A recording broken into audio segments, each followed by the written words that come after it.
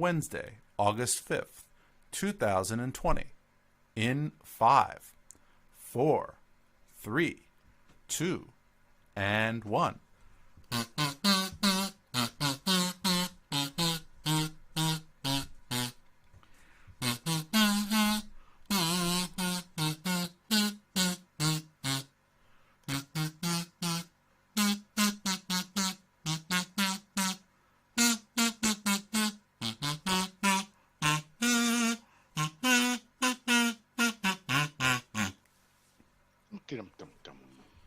So welcome to another exciting episode of the Android Buffet podcast, where I am continuing the iteration, and I've almost mastered this hardware streaming.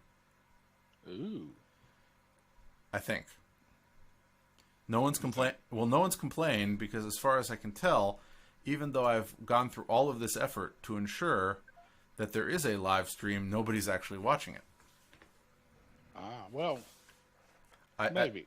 I think we need some time of being consistent about the day and the time, so they know when, and also, scheduling it inside of YouTube so that YouTube shows. I did yesterday, but I think once we discussed moving to another day because then we can be a little more consistent. So you proposed Thursdays? I did. At what time? 8, 9, 8. Which one, 8 or 9? I don't know. I'm fine with 9. I'm free at 9. I just kind of 9's good. I just if we can do it earlier, I like to. But well, if we're attracting the public, then we need to pick a time. I agree. I agree.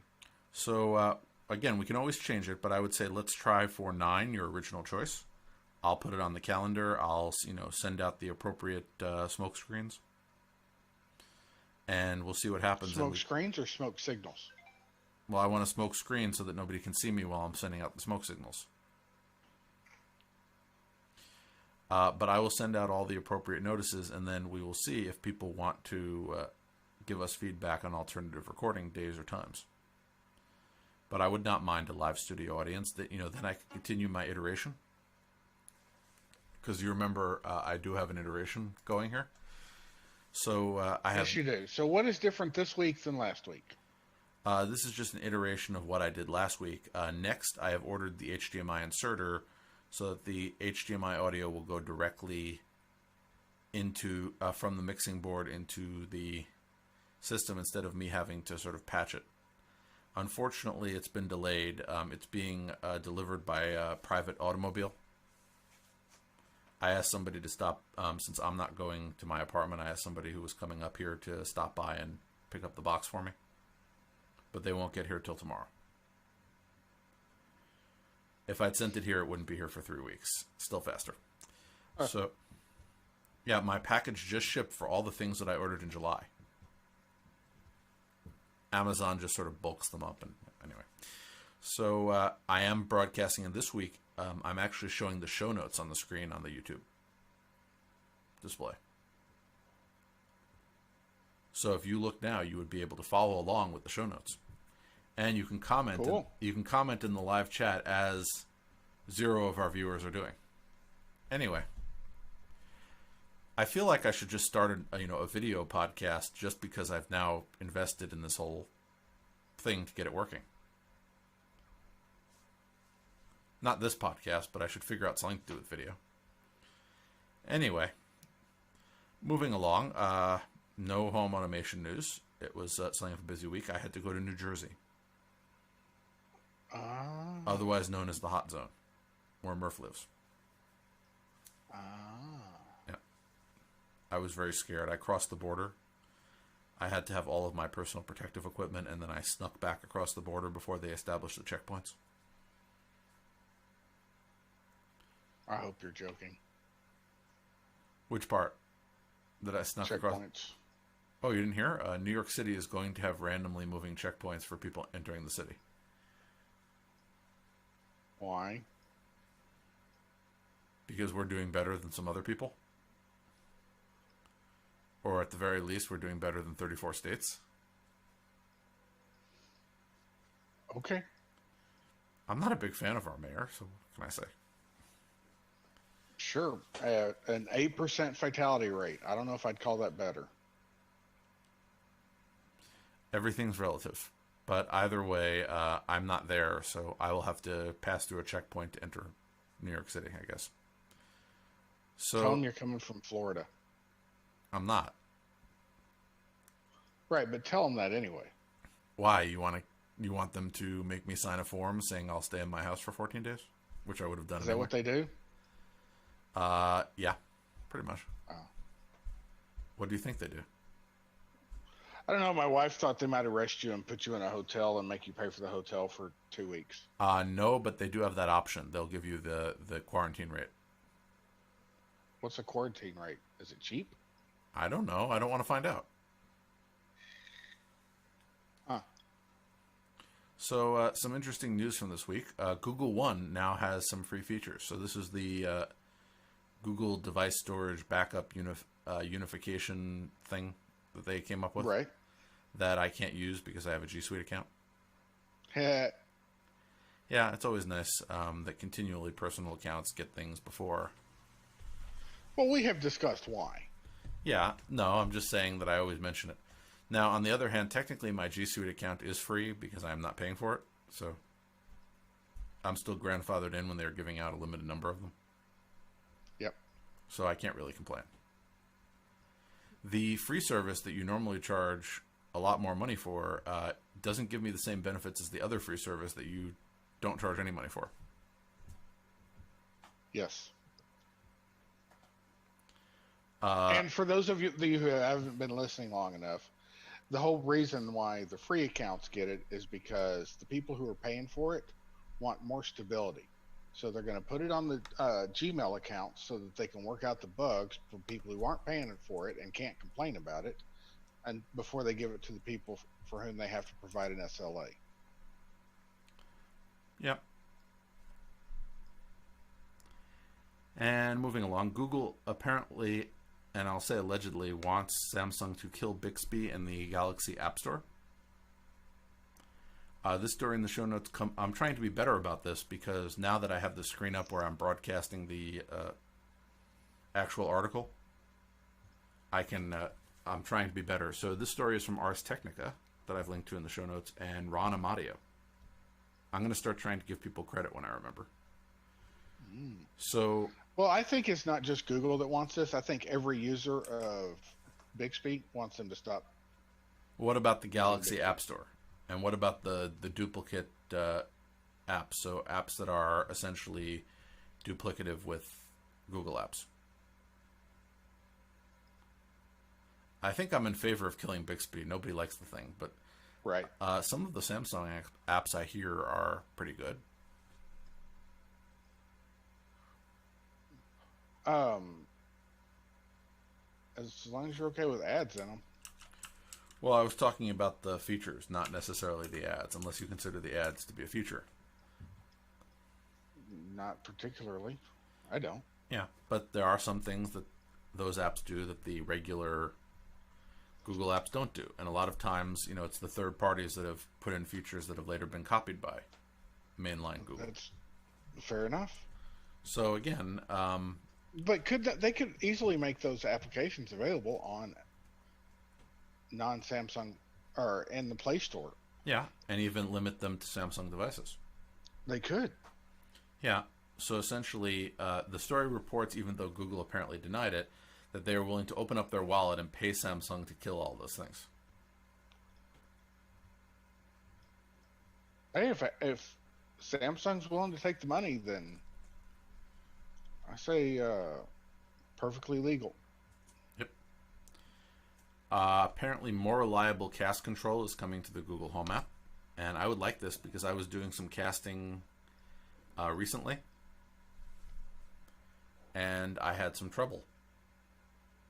I like the idea of casting, but there's still some issues where the device controlling the casting and the actual caster don't seem to be synced up. Yep. What I really would wished is, I understand the concept of, using the phone to load the media. I would still like it if there was like an optional add-on you could buy, which was just like a remote with a pause play button, like a little clicker. Yep. And that's all it did. I don't need volume. I don't need anything else. Even if you had a different alternative option with volume, I would still just want the pause play clicker.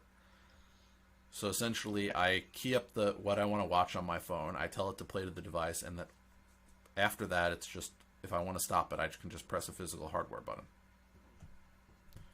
So this story is from Ben Schoon of 9 to 5 Google.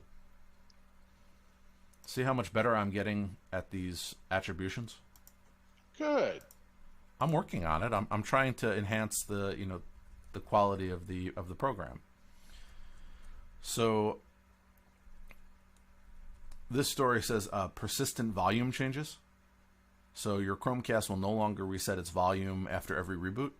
It'll remember where it was. I'm sure that's appreciated. And again, more reliable cast control from the Google Home app. Including you will no longer need to be on the same network. Which is good because a lot of people like to have certain devices on secondary networks. Absolutely. And a lot of times I don't want my Chromecast or the thing I'm casting to be on a wireless network. I want it hardwired. Well, the Chromecast, you'd have to get one of those adapters. Right, but you can also cast to things that are not Chromecast. Like I cast to a Roku, and it's hardwired in. Yeah, but you can't cast everything to a Roku. I think Roku only has a subset of that ability. Fair enough. Because in reality, it's just sending the link to the, for example, the YouTube app, as opposed to it being a full cast target. This, as far as I remember, I actually hooked up. You're right. I actually hooked up a Chromecast here, where I've been using a Roku because I do not have any cable or anything. Not that I wanted it, but I don't have my DVR here. So what I did was I hooked up a Roku, but the Roku is now not getting a bunch of things because they're fighting with various providers, like HBO Max, Peacock, and whatever else is coming up. So I have a little HDMI switch, and I have the Chromecast there. Mm-hmm. Well, them not producing as many new programs is a good time to catch up on things that I didn't get to the first time. Or rewatch things I haven't seen in years. I keep thinking of doing some revisiting. So moving on, Google has confirmed that Android 11 will no longer show album art on the lock screen. I wonder why. I'm guessing because people didn't like it.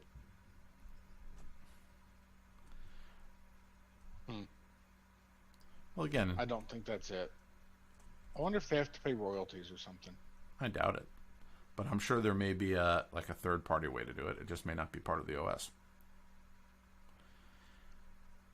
Now, the Google Pixel 4a is now official. Now, there were like 15 stories about this. The one that I linked to was the one from Droid Life,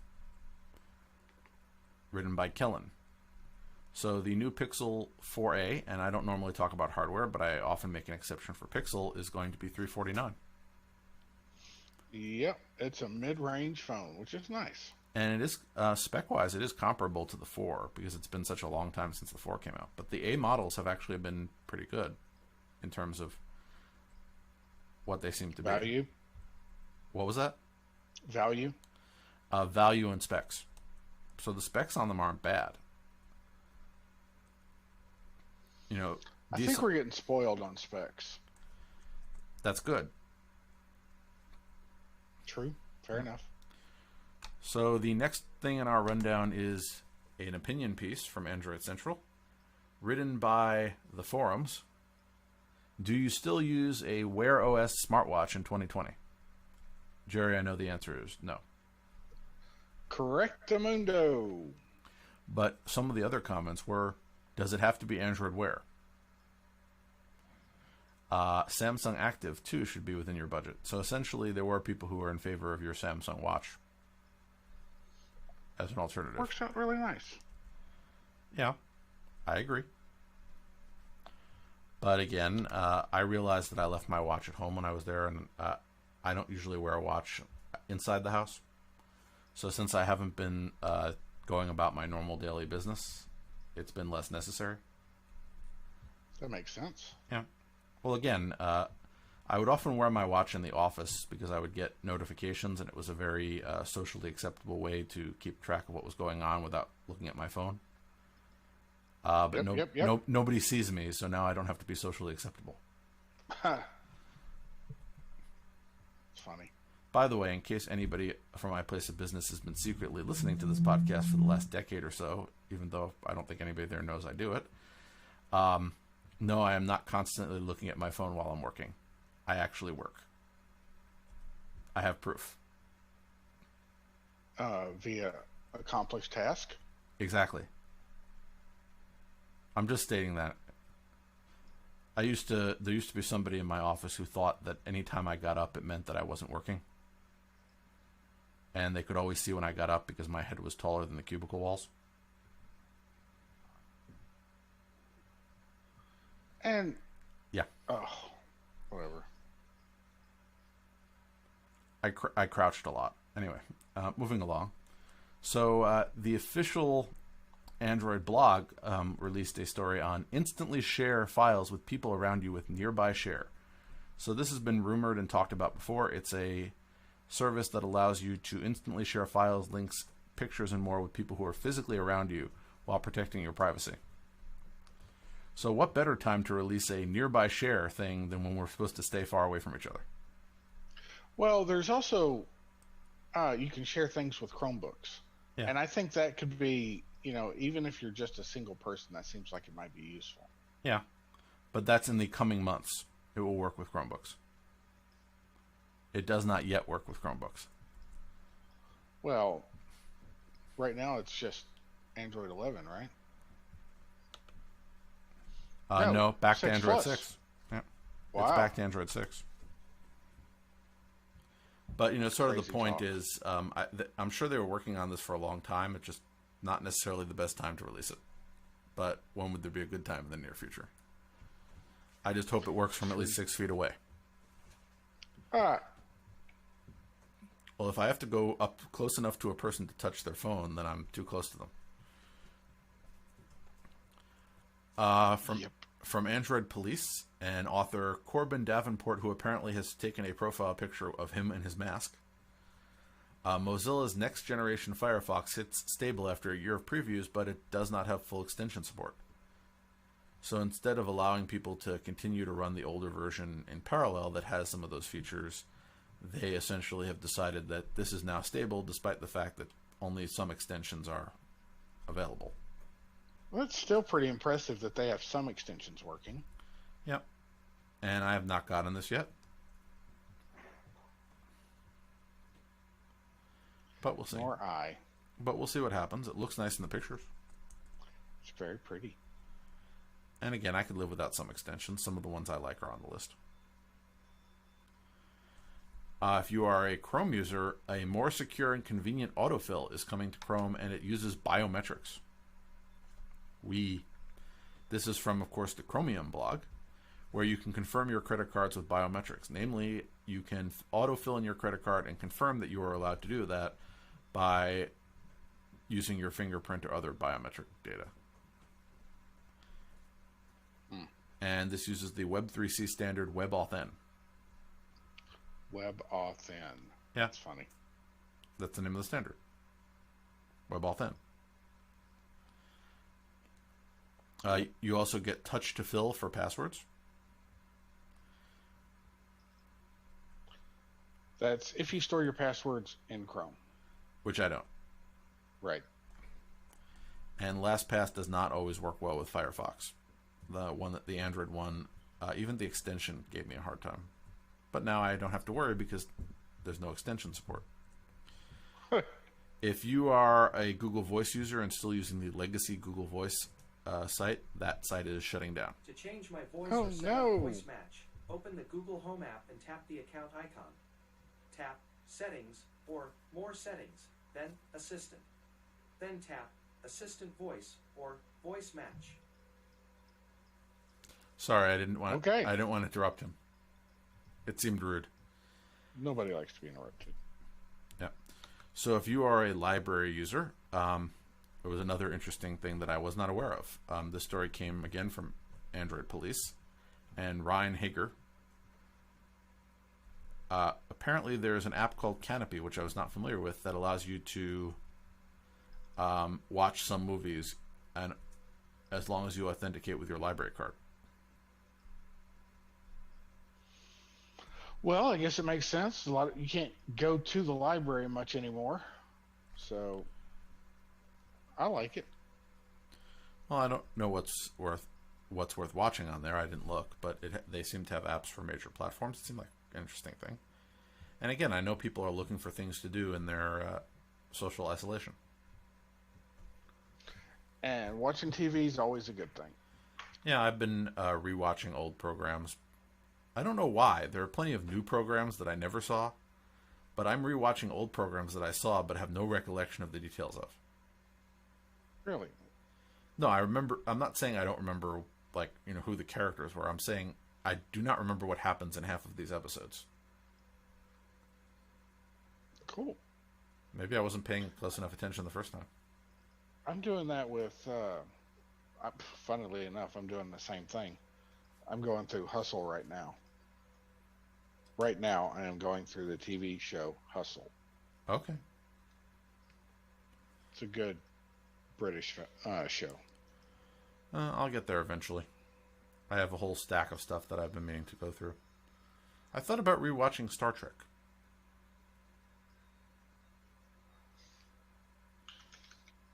I haven't done that in years. Which one? The one that I bought on Blu-ray that never opened. I don't know which one that is. Pretty much everyone but Deep Space Nine and Voyager, because Deep Space Nine I don't think has a Blu-ray, and Voyager I'd watched more recently because I just picked it randomly, and I'd rewatched the entire series randomly on Netflix.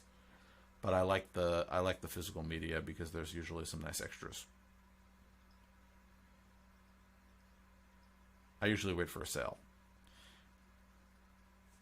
If you're a Play Music user, by the way, they are shutting down starting next month. Oh, no. But you can try YouTube Music. I tried it earlier today. It doesn't understand me. And, of course, one of my personal favorites, Google Assistant is getting Family Bell and Animal of the Day. So this article, of which there were many different versions of it, comes from The Verge and Dan Sellert. Apparently now the smart display devices will have a Family Bell feature which can broadcast at a set time. So you can announce to your family that it's time to start schooling. Wow. And that's kind of cool. I don't think I need to start schooling, but we'll see how it works. No, but I mean, you could use it for daily alarms or but it's or anything. I find it interesting that that it's Family Bell and these related features are you can have your Nest display or speaker announce when it's time to start the school day and show education-themed graphics. You can say, "School's in session" or "Start the school day," and special visuals will play. Cool. You can also really cool. Yeah, it's also apparently they're still expanding the broadcast feature to broadcast a custom alert.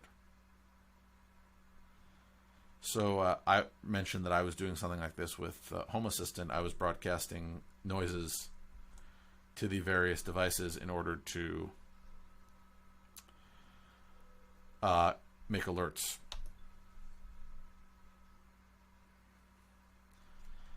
Moving on, this one is from Brad Linder over at Liliputing. Apparently the PinePhone, which we've mentioned a few times before, might get a slide-out keyboard accessory, just like the good old days when I had that Droid. Yes. The physical keyboard, the physical button keyboard. I don't know. I'm tempted to buy a PinePhone, not as a phone, but more as a play device. A mini computer. Well, the thing is, there are many times when I really need to get something done, and I require something that can run more traditional software. Yeah. And this is sort of we use here in Florida. We use these things we call laptops for that. Yeah, but I'm not always carrying one. The laptop that I used to keep in my car, I accidentally left in my drawer at the office, and I haven't been there since March. Goodness. Well, I have a lot of old pieces of junk. I'll just repurpose something until I get around to going there and getting it. But apparently you can interface with it, replace the back cover, and slide out from behind. So nice. Again, I like that they're trying. Meanwhile, elsewhere in the Linux world, System76, who makes custom Linux computers, they are working on reimagining the keyboard. So they want to design their own keyboard and sell it. So there will be 3 key sizes. The number and letter keys will be 1U. The tab keys will be 1.5U, and the shift keys will be 2U. And they have some interesting thoughts. Traditional keyboards are laid out with incredibly long spacebars, so you can't use your thumbs, your strongest digits, for functions other than space. Our testing revealed that most bars are much longer than what's necessary to reliably and consistently hit the bar, so we decided to break the bar into 2U keys. Not only did this shorten the length of the spacebar and bring useful functions closer to the center of the keyboard, this allows you to remap another commonly used key to where it's easy for you to smash with your other thumb. So, since this is a concept, they have not yet shown a picture, but I'm curious to see what the picture will look like. I am kind of upset that they're not sticking to standard width for shifts and stuff. Like your tab key is normally a 1.5U. Your shift keys are normally 2.25U, and 2.25, one's 2.25, one's 2.75U. And for split space bars, there are already standards for where you split space bars, and it's at 2.25 and 2.75U. And as I said, I look forward to seeing what they get up to. Because if you do that, if you use standard width, then that allows the user of this keyboard to use custom keycaps. I like custom keycaps. Yep. If you've been following the .new domain, which we've mentioned a few times with different .new sites, Google has put together a list of notable ones at what's.new. And there's a bunch of them. Yeah, so what's.new is essentially an index of all of the .news. So you can get story.new, which goes to Medium, doc, sheet, and slides.new, which go to G Suite. Gist.new is, of course, for GitHub. You have link.new, which is Bitly, sell.new, which is eBay, discord.new. This is just a real estate play. Yep. Yeah, password.new. Some of them seem quite useful. Yeah, I'm just saying, password.new went to Dashlane. That's too bad. Yeah, so have a look. And we'll see. They'll have a coworker who swears by Dashlane. Yeah, I know people who like it, but I'm, a product of my environment. Your Unix environment. Yes, my Unix environment. Mm-hmm. It has twisted your mind. It has twisted my mind? Yes. Okay, if you say so. That's what I said. Yep. So if you are a user of a Google Smart Display, you can now play a game by saying, let's play a game. Ooh, really? So you can play a song quiz, Are You Feeling Lucky? Various visual games, Guess the Drawing, where you guess what's being drawn on the screen as fast as you can. You can try TV Crack to answer questions as well. Categories battle, so all sorts of little interactive games. And of course, Mad Libs. Ooh, Mad Libs. Well, here we are. Escape the Room, which brings the fun of an escape room into your own home. You can also tell your assistant... that sounds cool. Yeah, you can also tell your assistant to play animal sounds or tell you a story. Or, of course, tell you a joke.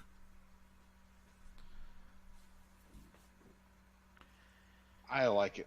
I'll have to get scared when it asks if I want to play Thermonuclear War. Just call it Joshua. Number of players, 0. Oh man, I'm old. My daughter didn't like that movie. Why? Not a Matthew Broderick fan? I think she thought it was boring. I don't even know who you are, kid. Your parents should be ashamed. So you're prepared. That's what I told her. You're prepared to disown your child over not liking war games? Now, admittedly, if she liked war games too, then I would definitely go on the disown list. But right. Google has partnered with ADT to combine their mutual products and services, so the Nest products with ADT products. Oh no! Why? You like ADT or you dislike ADT in this? I'm not a big ADT fan, but Okay. ADT is not very home automation friendly. Well, we'll see what Or happens. at least they weren't. Maybe they are now. I could be completely wrong. Well, it may be that ADT has decided that their gap is the home automation thing, and they've partnered with Google to sort of bump up their mutual problems. That's true.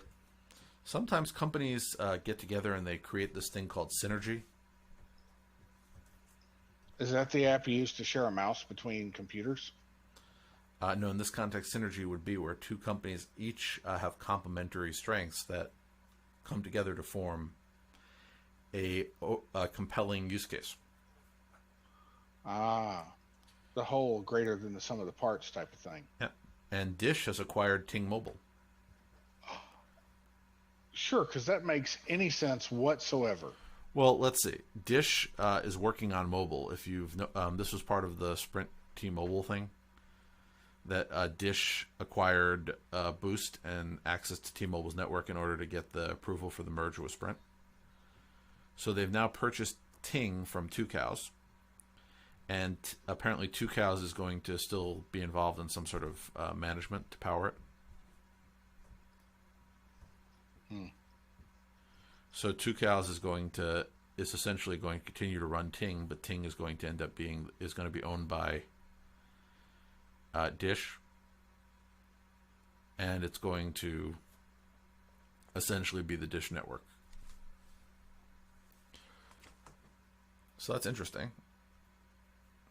I wonder if my stock went up. I own Tucows. I haven't. I should look. My philosophy of stock ownership right now in the current financial situation is to not look at it. It's probably a good option. That's what you should do with most investments. Yeah, there are other people who are saying it's a good time, buy low, sell high, sort of thing. But it's always a good time to buy low and sell high. Yeah, I'm just not looking at my current stocks. I figure things will get better. So I am an owner of Tucows. That and Tofuti. Those are my T's. So I own a company. What's the other one? Tofuti. They make fake ice cream. Okay. Don't ask. Yes, sir. I believe in diversification. I think vegans are a growing market. Okay. I see a lot of them. I figure they must eat ice cream.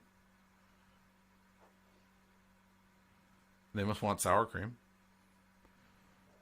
Anyway, if you are a former Google Plus user, you may be entitled to $12. $12 whole.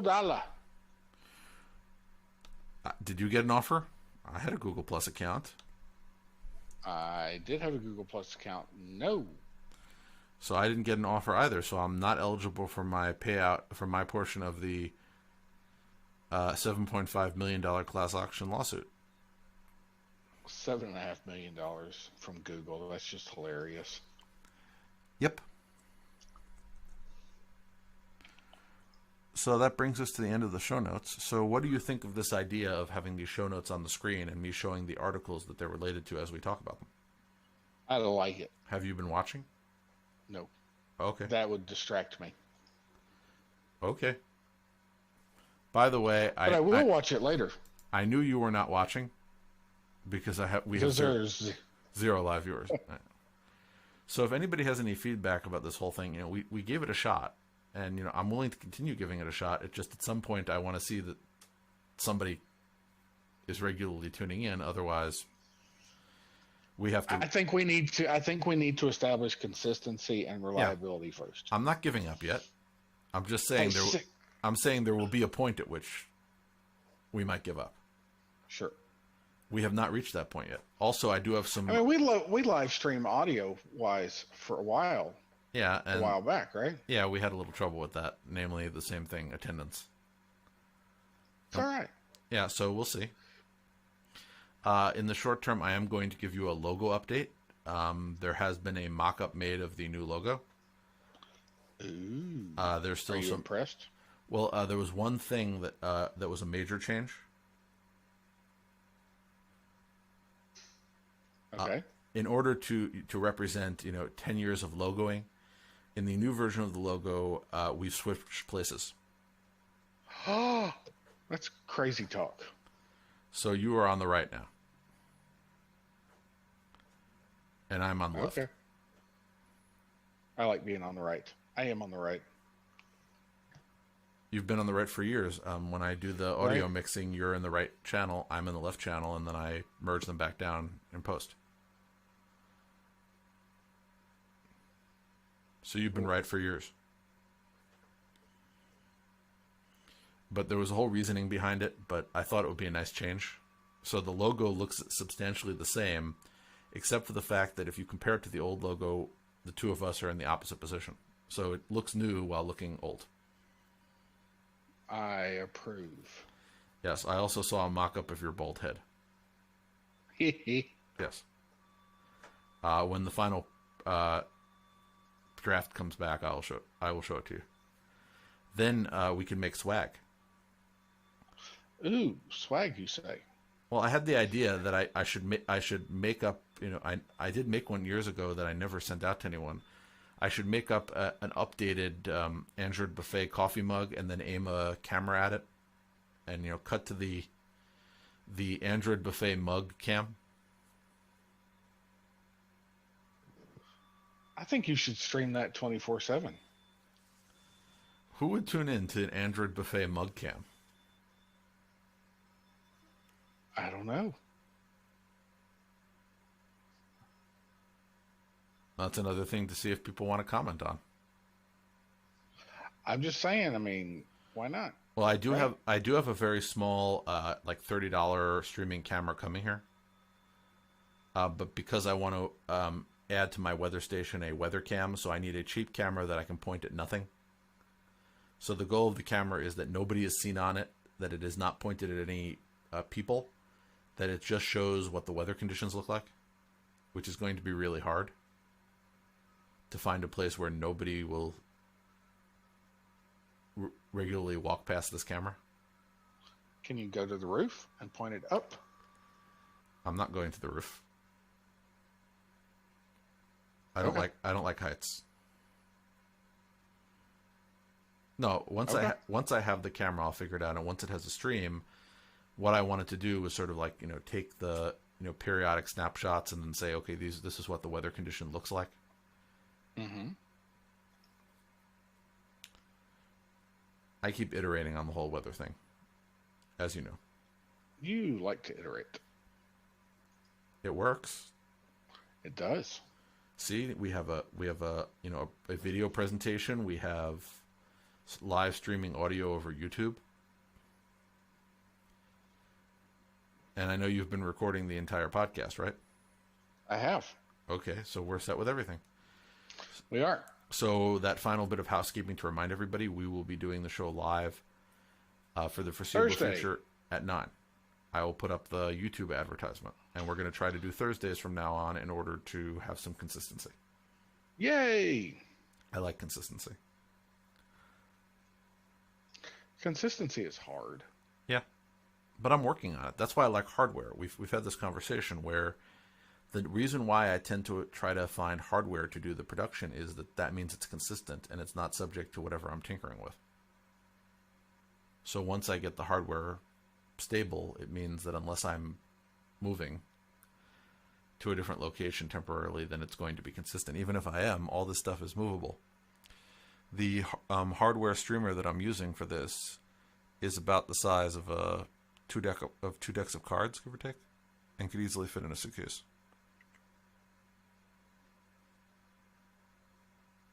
So I'm prepared for the future. Because you know what, Jerry? Yay. The future is here. Not yet. And it's live. Oh. So shall we say goodbye to everyone? Let's say goodbye. Goodbye, everybody. Yes. Goodbye, Jerry. Goodbye. So first we're going to turn off the recording. The recording has stopped. Now we can turn off the live stream. So all of our 0 viewers who are watching this can stop watching now. Maybe somebody's going to watch it on the replay.